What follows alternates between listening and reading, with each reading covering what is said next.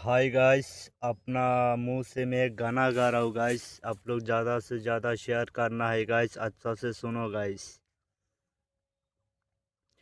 পরাণের বন্ধুরে আমায় বলিলা রে, আমি না তোমায় বলতে পারি। পরাণের বন্ধুরে আমায় বলিলা রে, আমি না তোমায় বলতে পারি। কলমের কালি রে শুকাইয়া গেলি রে, আমি না কণ্ঠ লিখতে পারি। আমি না কণ্ঠ লিখতে পারি।